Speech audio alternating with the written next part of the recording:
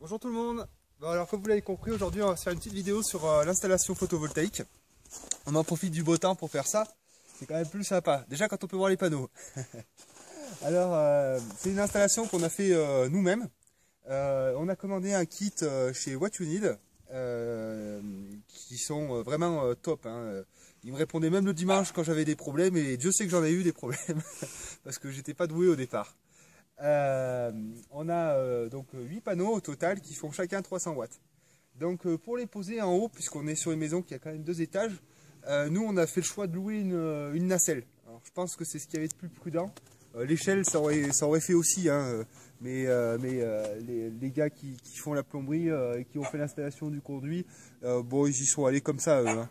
Bon après moi j'ai préféré par sécurité louer une nacelle. Je vous mettrai les photos, là je vais essayer de faire un montage dans lequel je vais vous mettre les photos lorsqu'on a monté les panneaux avec la nacelle. Et on en avait profité ce jour-là pour faire des passages de gaine pour la lumière extérieure. Donc on vous montrera ça aussi, c'était fun. On avait un gros perfo là, ça déboîtait, c'était génial. Donc on vous montrera ça. Voilà, on va se retrouver en haut dans le grenier, là où j'ai mon local technique. Et on va en profiter donc déjà pour faire une description de tout le matériel qui compose le kit et aussi pour faire un changement d'un 30 mAh. Donc je vais d'abord, je vais vous expliquer ce qu'est un 30 mAh et on va le changer parce que celui que j'ai installé est défectueux, c'est-à-dire qu'il n'envoie pas le courant sur les disjoncteurs thermiques. Je vous montre tout ça, c'est un petit peu abstrait tout de suite, mais quand je vais vous le montrer, ce sera beaucoup plus explicite. Allez, je vous dis à tout de suite. Alors nous voici dans le grenier, dans la partie locale technique. Donc c'est ici où on aura la VMC double flux, le ballon double échangeur et toute la partie solaire, ce qui nous intéresse aujourd'hui. Donc comme vous avez vu, sur la toiture en haut, on a 8 panneaux et chaque panneau est connecté par paire. Donc on a 8 panneaux, donc 4 paires. Une paire, on appelle ça un string. Chaque string est connecté à ce boîtier-là, qui est donc un boîtier de mise en parallèle, avec un disjoncteur et un parafoudre. De ce boîtier, on va directement au gestionnaire de charge. Donc là, c'est un WKS 5 kg. Ce gestionnaire, donc, lui, a deux fonctions. Transformer le courant, qui est donc transformer le courant, sous les voltages, on verra plus tard. Hein. Je n'ai pas envie de faire le calcul, là, ça va me prendre... Je vais me perdre. Transformer le courant donc, en 230 volts et assurer le chargement des batteries. Ici, on est sur des batteries lithium. 2 batteries lithium. C'est ce qui fait un peu la particularité de cette installation. Il faut savoir que les batteries lithium sont un investissement de base qui est quand même conséquent. Je vais vous parler très franchement de l'aspect financier, puisque j'ai rien à cacher, puis vous pourrez retrouver les prix très facilement sur internet si je ne vous les disais pas. Donc là, nous, c'est un investissement qui est quand même de 6 472 € pour la totalité. Ce qui fait vraiment cher en fait dans cette composition, c'est les 2 batteries lithium. Chaque batterie vaut 1 100 €. Elle est garantie pour une durée de 10 ans. Donc c'est quand même beaucoup plus performant que des batteries gel, AGM ou plomb. C'est ce qui a fait qu'on a choisi ça pour quelque chose de plus durable. Voilà pour toute la partie solaire. Donc il faut savoir que c'est une installation qu'on a fait nous-mêmes. On n'est absolument pas des professionnels et c'était la première fois qu'on faisait ça. Une erreur que j'ai quand même envie de souligner, c'est que le WKS théoriquement doit être beaucoup plus aéré. J'ai collé un peu trop le boîtier de mise en parallèle et un peu trop mon tableau électrique. Il y a des aérations sur les côtés qu'il faut laisser quand même peut-être beaucoup plus libre que ça. Bon, je suis quand même pas confiné, mais je pense que ça aurait été quelque chose auquel il aurait fallu que je fasse un peu plus attention. Donc voilà. Donc si des fois vous faites votre installation, veillez bien à ce que le WKS soit vraiment aéré, quoi. Enfin, soit pas confiné. Ouais. Voilà. Je vais partir sur le tableau électrique. Donc le tableau électrique, comme je vous l'ai expliqué, on sort avec du 230 volts. Donc après, on a un tableau électrique tout à fait standard, conforme à une maison raccordée au réseau EDF. Comme je disais, on est sur un tableau standard, conforme à la NFC 1500. J'avais envie de faire un petit point aussi sur la structuration des fils. J'ai vu souvent des vidéos sur des installations électriques autonomes avec des tableaux ou des installations qui étaient vraiment, je trouvais, dégueulasses, quoi. Donc, moi, ce que je vous conseille quand même, c'est d'être soigneux dans vos passages de fils et dans votre tableau, d'essayer de structurer vos fils. Vous voyez, là, je me suis amusé un petit peu à les sculpter un peu pour avoir quelque chose qui soit visuellement lisible, quoi. Voilà. C'est quand même plus agréable quand vous ouvrez votre tableau pour faire une opération quelconque, d'arriver sur un truc propre où tout n'est pas fouillis. C'est quand même beaucoup plus sain, j'ai envie de dire. Voilà. Donc là, aujourd'hui, je dois changer un 30 mA parce que j'en ai un qui est défectueux, qui laisse pas passer le courant à mes disjoncteurs thermiques. Donc le 30 mA, qu'est-ce que c'est? C'est un appareil qu'on met en amont de rangée, qui permet en fait de protéger les personnes. C'est-à-dire que lui, s'il détecte une fuite de courant, par exemple, bah, vous touchez votre fil phase et vous touchez votre fil neutre, bah, forcément vous allez prendre une châtaigne, ça va vous faire bizarre, et le courant va traverser votre corps et aller jusqu'à la terre. Donc il y a une fuite de courant à la terre, lui il la détecte et en 30 millisecondes il coupe. Ça vous permet, ça vous sauve simplement la vie, quoi. Donc c'est un appareil qui est indispensable. Donc ça on le met en tête de rangée et ensuite il alimente tous mes disjoncteurs thermiques cette fois-ci qui eux protègent chacun de mes circuits et de mes appareils. Donc eux en fait les disjoncteurs thermiques comme donc ils sont là pour détecter une surchauffe dans les fils et à partir du moment où ils détectent cette surchauffe, eh bien ils se mettent en défaut afin de protéger les appareils. Donc 30 mA protège les personnes, disjoncteurs thermiques protège les appareils. Bon ben c'est à peu près tout ce que je peux vous dire. Là je vais faire l'opération de changer le 30 mA qui est juste ici. Et pour ce faire, avant tout, ben, je vais couper l'onduleur. L'onduleur qui est en fait l'équivalent à votre disjoncteur chez vous.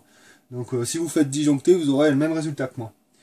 Tac, donc là, j'ai coupé mon onduleur. Donc normalement, j'ai plus de 230 volts qui arrivent ici dans mon bornier. J'en profite pour vous montrer un petit peu. J'ai mon bornier, donc mon neutre, ma phase. Qui alimente chaque 30 mA. Et chaque 30 mA est raccordé donc avec des peignes. Et chaque 30 mA alimente les disjoncteurs thermiques. Voilà. Donc là, avant d'y mettre les doigts, je vais quand même regarder si j'ai pas le 230 volts aux bornes. Donc je sais, alors les électriciens qui ont passé sur cette vidéo, effectivement, c'est pas tout à fait comme ça qu'on fait. Il y a tout un protocole, avoir des gants 10 000 volts, mettre une visière de protection, faire une VAT. Voilà, moi je vous montre de particulier à particulier. C'est sûr qu'un professionnel, s'il le fait de manière conforme, il ne le fera pas comme ça. Je vous fais un petit focus. Sur l'appareil que je vais utiliser. L'appareil que je vais utiliser, c'est un multimètre. Alors le mien, c'est pas une grande qualité, mais ça fait le boulot. Donc il a plusieurs fonctions. Celle qui nous intéresse, c'est de mesurer une tension en courant alternatif. Le courant alternatif est symbolisé par cette petite vague. Tandis que le courant continu, lui, il est symbolisé par ce petit symbole-là. Donc là, nous, sortie de l'onduleur, ça va être de l'alternatif, 230 volts alternatif. Je vais mesurer une tension qui va être supérieure à 200 volts et inférieure à 500 volts. Donc je vais me mettre sur ma position, tac, 500. Parce que si je me mets sur 200, 230, je dépasse, lui, il va rien comprendre, il va bugger. Voilà, donc là, je suis sur 500 volts maximum en courant alternatif. Voilà. Je vous montrerai peut-être dans des prochaines vidéos comment il y a un outil qui est très intéressant, c'est la continuité.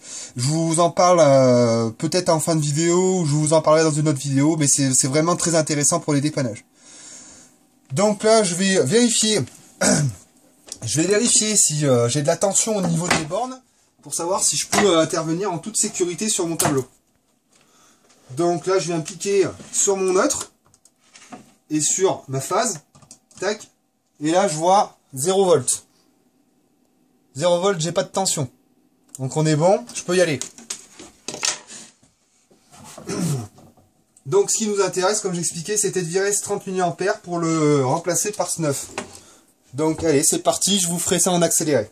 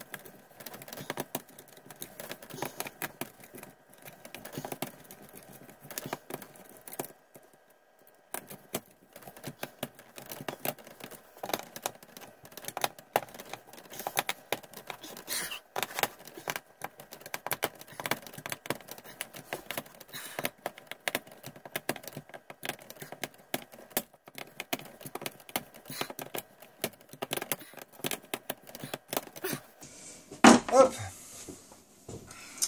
Voilà, donc j'ai remplacé mon 30 mA. Il a fallu que je dénude mon fil de phase qui est en 6 carrés. J'avais pas assez dénudé, j'avais pas assez long pour aller dans le 30 mA, donc c'est ce que j'ai fait.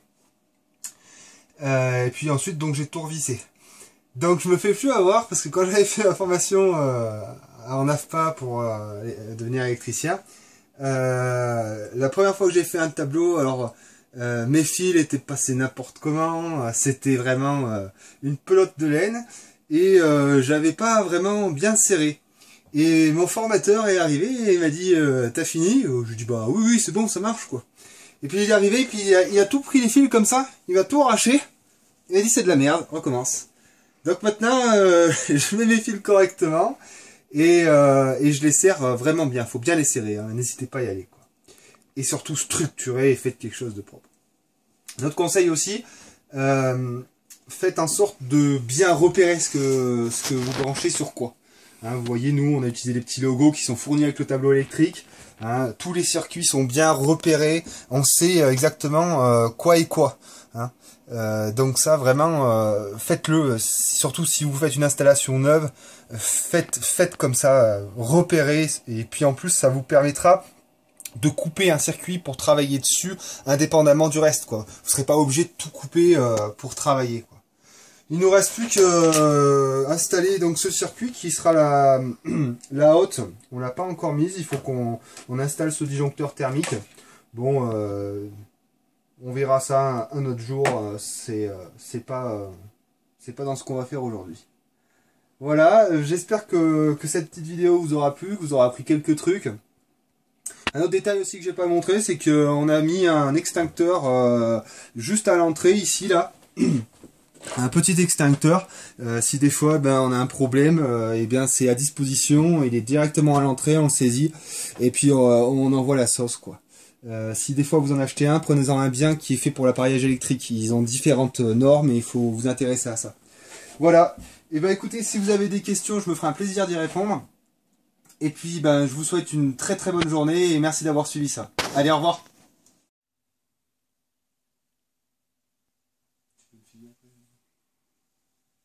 Et là vous êtes dans le grenier et notre future salle de musculation.